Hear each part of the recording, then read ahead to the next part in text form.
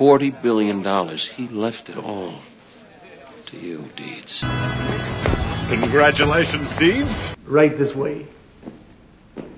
Hey, nice to meet you. I'm Deeds. Want to give it a shot? Boo! That's Hawaiian punch. You gonna change my socks for me? You don't gotta do that. Come on, stand up. Thank you, sir.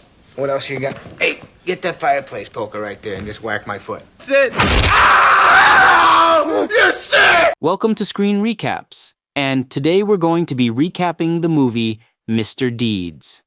The movie begins with adventure-loving Uncle Cecil, a remarkably affluent man despite being 82 years old. Cecil, however, always perceives himself as a spry 28-year-old. Despite his advisors warning him of an impending storm and the necessity to descend from the mountain, Cecil, resolute, refused to retreat. Consequently, he found himself unexpectedly frozen into a block of ice. This time, he surrendered completely to God. Fortunately, Cecil achieved his dream of reaching the summit. With no children of his own, Cecil's company management fell to Jack, who became impatient. He desired to sell Cecil's company, but only if he could secure enough shares. The search for Cecil's heir commenced, and eventually, they discovered Cecil's distant relative, Longfellow. Taking matters into his hands, Jack personally flew Longfellow back to New York. Longfellow not only inherited Cecil's $40 billion worth of stock, but also acquired Cecil's opulent villa. From that point on, Longfellow embarked on the happiest phase of his life.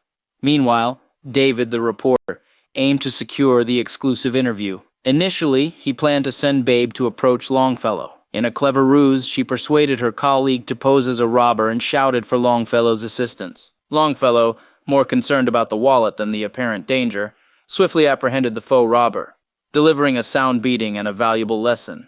Then, he seized the purse and strolled over to Babe. Observing this, Babe recognized that her opportunity had finally arrived.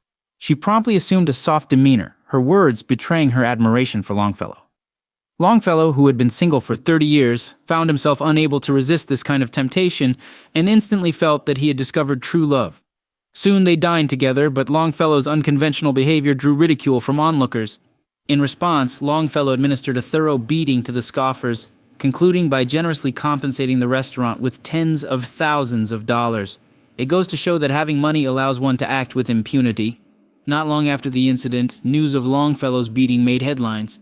Jack grew concerned, fearing damage to the company's image, which would jeopardize his plans to sell the company. He initiated efforts to educate Longfellow. Unbeknownst to them, Babe was the instigator of the entire beating incident. The old man, a wealthy individual who tragically froze to death on a hike, was laid to rest on his funeral day. It was customary for people to see his face one last time before burial.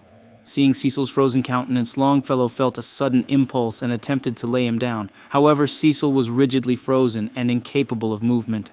On that day, Longfellow and Babe were on a date when they came across a fire. Firefighters had set up a rescue bed, but a woman upstairs insisted on living with her cat. Longfellow observed this and ascended in 2 or 3 steps. Babe adjusted her position and angle, intending to capture the entire scene on camera. The firefighters couldn't comprehend her actions. By now, Longfellow had located the cat, hastily tossing it downward as a makeshift jumping bed. Babe skillfully caught the cat, saving not only the second, but also the third cat. At this juncture, there was still one last cat remaining, perilously close to being cooked. Fortunately, Longfellow located and rescued it. Following the cat's rescue, Longfellow descended with the owner in his arms. There arose suspicions that Longfellow used the woman as a meat cushion, but fortunately, neither of them was harmed. Longfellow's courage garnered widespread recognition, but David, the reporter, turned the incident into a negative story to boost traffic and viewership. Deliberately omitting the image of Longfellow saving the cat, he accused him of abusing small animals. He exploited footage of Longfellow rescuing the homeowner, falsely claiming he intended to harm the woman. Babe, upon seeing this, was furious. While desiring popularity and ratings, she had a moral bottom line. Unwilling to maliciously edit content to tarnish a person's image, she promptly resigned from her job. Having spent considerable time with Longfellow, she admired his simplicity. Meanwhile, Longfellow had already planned to propose to Babe. However, on the day he intended to do so, David and Jack conspired to reveal Babe's true identity. This revelation devastated Longfellow, who believed he had found true love but felt betrayed. Without giving Babe a chance to explain, he hastily signed a contract to resell the stock, packed up, and returned to the village. Babe chased after him, and during an attempt to explain, she accidentally fell into the water. Longfellow promptly rescued her. Babe informed Longfellow that Jack was on the verge of selling the company, which would not only destroy Cecil's life's work, but also lead to job losses for hundreds of thousands of employees.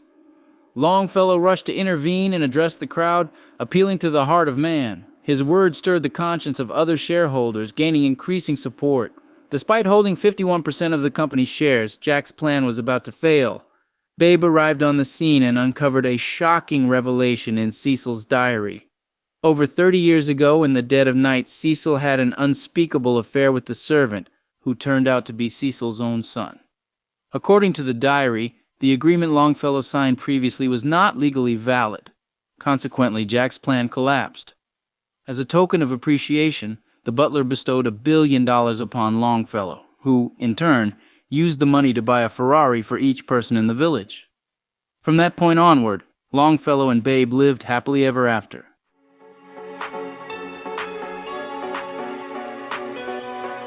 I thought